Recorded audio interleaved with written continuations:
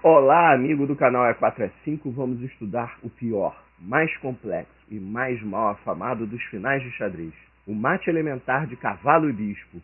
Para começar, ele tecnicamente é um mate elementar por ser um final com quantidade mínima de peças, mas de elementar ele não tem nada. Grandes mestres já deixaram escapar vitórias pelos dedos por não conseguir realizar esse mate no apuro de tempo. O livro de Silman, que é um dos melhores cursos de finais já publicados e é minha referência principal para estudo, simplesmente comenta que ele não aborda o assunto por se tratar de uma técnica muito específica que foge ao escopo do livro, que é finais. Então você que é iniciante, você não precisa estudar esse final com tanto afinco, como se exige para um mate de torre-rei, por exemplo. Esse é um assunto para quem já possui mais técnica. Para entender bem o processo do mate, vamos começar pelo fim. O mate de cavalo e bispo em sua forma natural, ou seja, forçada com os melhores lances de defesa, só é possível no canto do tabuleiro da mesma cor das casas do bispo. Você pode montar a configuração de mate em outros pontos do tabuleiro, mas em nenhum será uma condição forçada, e mate ajudado não conta. No diagrama, entenda que o cerco final ele é feito pelo bispo, que precisa do cavalo para cobrir a casa de cor contrária, adjacente ao canto de mate, enquanto o rei forma o corredor. Aqui é fácil com o rei cercado no canto, que é mate em 2. Mas cuidado com a ordem dos lances para não afogar.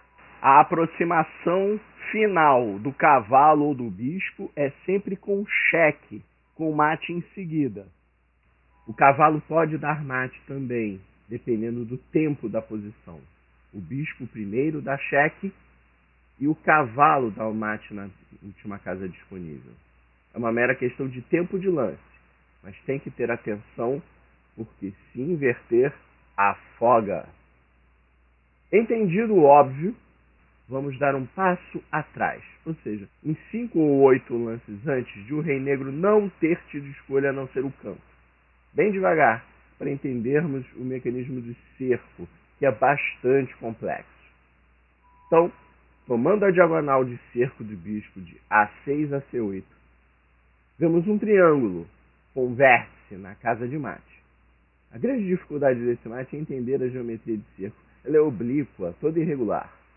Mas se enxergarmos o triângulo e conseguirmos ver como um cerco pode ser formado a partir desse triângulo, fica mais fácil. Vamos ampliar o espaço para o triângulo formado pela base na diagonal A4 é 8. Claro que o bispo veio dela. Recuando agora o rei para fora desse território, ele precisa manter um corredor de oposição no vértice próximo a E8.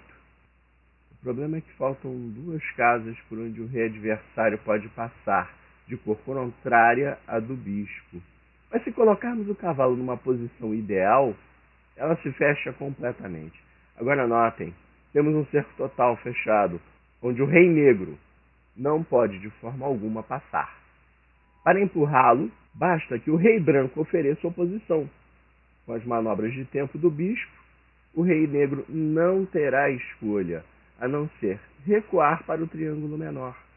Mais interessante de tudo, nesse processo, o cavalo se move muito pouco.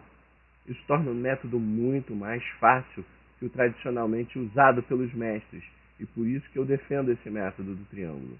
Até aqui parece tudo fácil, mas temos que entender como chegamos nesse ponto. Mais uma vez, vamos dar um passo para trás. Na mesma figura, agora pela diagonal A2, G8. Note que são as mesmas posições relativas.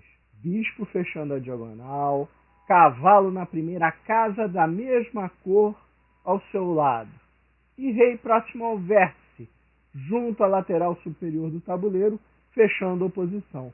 O cavalo cobre as casas negras não cobertas pelo rei. Esse é o triângulo número 1. E a partir dessa posição paradigma, o mate é certo. Procedimento prático. O lance-chave aqui é bispo F7, onde o rei negro se vê obrigado a recuar. O rei branco, então, terá a oportunidade de invadir o triângulo, e isso sempre deve ser feito pela casa junto à borda superior do tabuleiro. Se houver enfrentamento, o bispo faz um lance de tempo, voltando à sua casa inicial.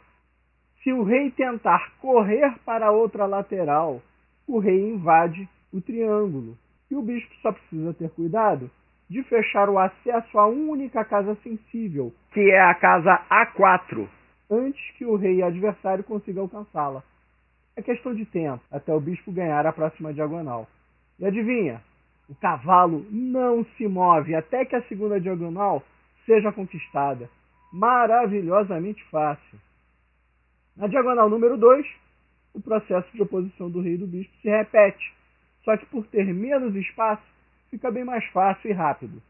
O cavalo só se moverá para a posição uma linha à frente quando houver absoluta segurança de que o rei negro não esteja ameaçando o vértice inferior. Resta uma pergunta. Como chegamos na posição do triângulo número 1? Mas isso é muito mais fácil do que você pode imaginar. Vamos começar de uma posição totalmente aleatória. Rei negro ao centro, o bispo é de casa branca, portanto o mate será em A8, porque o rei branco está na parte inferior do tabuleiro e vai forçar o rei adversário para cima. É só avançar o rei e tirar o espaço do centro, e, quando necessário, usar o tempo com o movimento do bispo, ampliando o cerco. Por uma questão óbvia, o rei negro vai fugir para o canto ruim, de cor contrária ao do bispo, para evitar o mate forçado. Por questão meramente didática, eu vou fazer com que o movimento seja na direção H8, para não invertermos o tabuleiro em relação ao que já aprendemos. Mas se ele fugisse para A1, seria exatamente a mesma coisa, mas com movimentos espelhados. É um cerco com oposição simples, e facilmente o rei negro chega à linha 8, só que ele terá sempre duas casas, e o bispo não consegue forçar o mate. A única solução é o cavalo ter que chegar próximo e negar ao rei negro o uso da casa H8, se posicionando para isso em F7.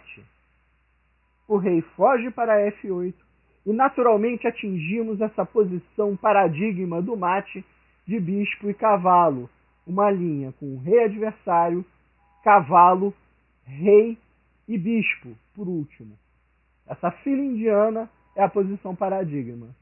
O problema é que o mate mais curto e rápido, ele é super enrolado e exige movimentos coordenados super precisos. Mas eu posso, a partir dessa posição, forçar a posição do triângulo.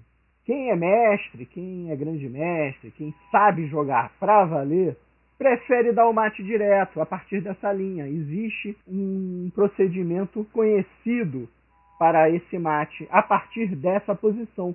Por isso que a teoria do triângulo ela é pouco usada.